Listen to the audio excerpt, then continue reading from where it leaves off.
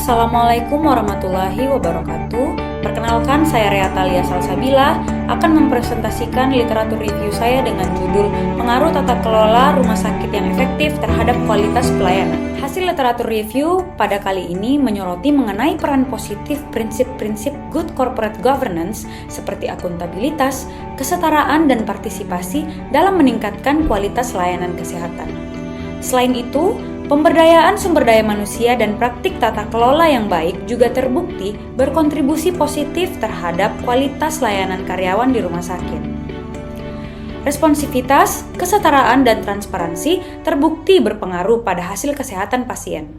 Pada literatur review kali ini juga menyoroti mengenai perlunya untuk meningkatkan kesadaran tentang tata kelola medis di beberapa konteks, serta mendorong penggunaan pendekatan yang berorientasi pelanggan untuk memperbaiki kualitas layanan kesehatan.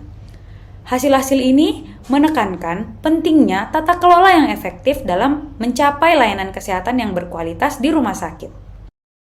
Tata kelola merupakan aspek penting dalam operasional rumah sakit. Tata kelola berperan untuk memastikan bahwa rumah sakit dikelola dengan baik dan efisien dalam mencapai tujuannya untuk memberikan pelayanan kesehatan yang berkualitas. Efektivitas tata kelola yang kuat dalam konteks rumah sakit memiliki dampak langsung pada kualitas pelayanan rumah sakit yang diberikan. Kualitas pelayanan di rumah sakit adalah faktor utama yang memengaruhi kepuasan pasien, kepercayaan masyarakat, dan hasil keseluruhan pasien. Rumah sakit dengan tata kelola yang kuat lebih mungkin memberikan pelayanan kesehatan yang lebih baik yang tercermin dalam tingkat kepuasan pasien yang lebih tinggi, tingkat komplikasi yang lebih rendah, serta hasil perawatan yang lebih baik. Pada prinsip-prinsip good corporate governance, saya akan membahas mengenai prinsip pertama, yaitu transparansi. Jadi transparansi yang dimaksud di sini ialah menciptakan kepercayaan timbal balik antar pemerintah dan masyarakat melalui penyediaan informasi dan menjamin kemudahan di dalam memperoleh informasi yang akurat maupun memadai. Akuntabilitas, di mana akuntabilitas memiliki definisi sebagai kewajiban untuk memberikan pertanggungjawaban kinerja kepada pihak yang memiliki hak atau kewenangan untuk meminta pertanggungjawaban atau keterangan. Kemudian prinsip responsibilitas, di mana prinsip ini memiliki definisi perusahaan harus mematuhi peraturan perundang-undangan serta melaksanakan tanggung jawab terhadap masyarakat dan lingkungan. Kemudian independensi, di mana independensi ini merupakan suatu keadaan di mana perusahaan dikelola secara profesional tanpa benturan kepentingan dan pengaruh atau tekanan dari pihak manapun yang tidak sesuai dengan peraturan perundang-undangan yang berlaku dan prinsip-prinsip korporasi yang sehat. Kesetaraan ataupun fairness, yang merupakan perlakuan yang adil dan setara di dalam memenuhi hak-hak stakeholder yang timbul berdasarkan perjanjian serta peraturan perundang-undangan yang berlaku. Nah, pada artikel pertama yang ditulis oleh Aditya Azri dengan judul Analisis Pengaruh Good Corporate Governance Terhadap Kepuasan Pasien di Rumah Sakit Umum Royal Prima Medan, dengan hasil yaitu menunjukkan bahwa prinsip-prinsip good corporate governance ini berpengaruh signifikan terhadap kualitas layanan kesehatan yang berkontribusi kepada kepuasan pasien di Rumah Sakit Umum Royal Prima. Untuk artikel yang kedua dengan penulis Andi Surahman Batara dengan judul Pengaruh Penerapan Prinsip GCG Terhadap Kinerja Staf Non-Medis di Rumah Sakit Umum Daerah Andi Jemba Masamba, yang memiliki hasil yang menunjukkan bahwa penerapan prinsip good governance ini seperti akuntabilitas, partisipasi, dan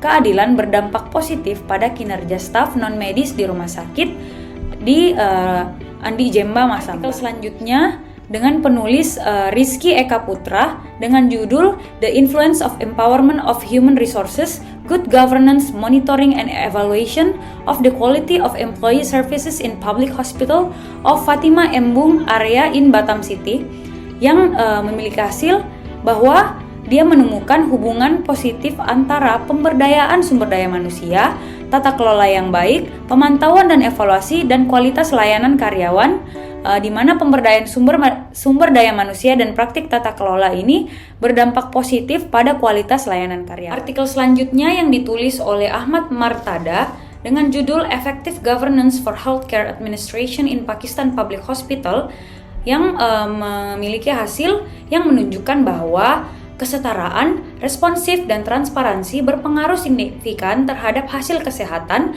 sementara akuntabilitas tidak. Selain itu, penelitian ini juga mengidentifikasi bahwa ketidaksetaraan yang signifikan dalam hasil kesehatan di Pakistan dan menekankan perlunya peningkatan akuntabilitas, kesetaraan, responsif, dan transparansi dalam sistem kesehatan untuk mencapai hasil kesehatan yang lebih baik. Artikel selanjutnya yang ditulis oleh Bambang Subiakto dan kawan-kawan dengan judul The Government Reform on Healthcare Facilities from the Standpoint of Service Quality Performance, yang memiliki hasil bahwa kepuasan pasien itu penting untuk mempertahankan loyalitas pasien dan peningkatan kualitas layanan harus menjadi fokus utama penyedia layanan kesehatan. Pasien menghargai aspek seperti keamanan, informasi yang tepat waktu, dan layanan yang cepat. Oleh karena itu, rumah sakit umum harus mengadopsi pendekatan yang berorientasi terkait dengan hal-hal yang dapat meningkatkan kualitas pelayanan kesehatan. Artikel selanjutnya yang ditulis oleh Aziza et al. Dengan judul The System of Medical Institution Governance and its Role in Improving the Medical Services Quality, Evidence from Benghazi Medical Center, yang memiliki hasil yang menunjukkan bahwa prinsip-prinsip tata kelola medis tidak diterapkan di rumah sakit di Libya yang berdampak negatif pada kualitas pelayanan. Prinsip akuntabilitas membantu memastikan bahwa staf dan tenaga medis bertanggung jawab atas tindakan mereka yang pada gilirannya dapat meningkatkan kualitas pelayanan. Selain itu, responsivitas staf medis dalam merespon kebutuhan pasien, kesetaraan dalam memberikan pelayanan tanpa diskriminasi, serta transparansi dalam penyediaan informasi kesehatan telah terbukti berkontribusi positif terhadap kepuasan pasien dan hasil kesehatan.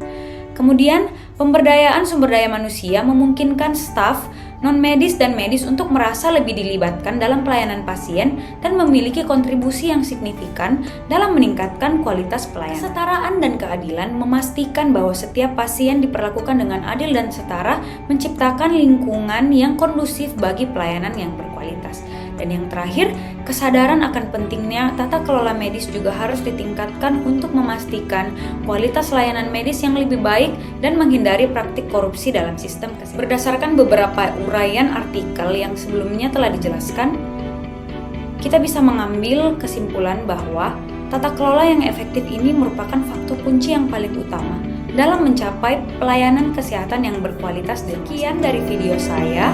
Mohon maaf apabila ada kekurangan. Wabillahi taufiq wal hidayah. Wassalamualaikum warahmatullahi wabarakatuh.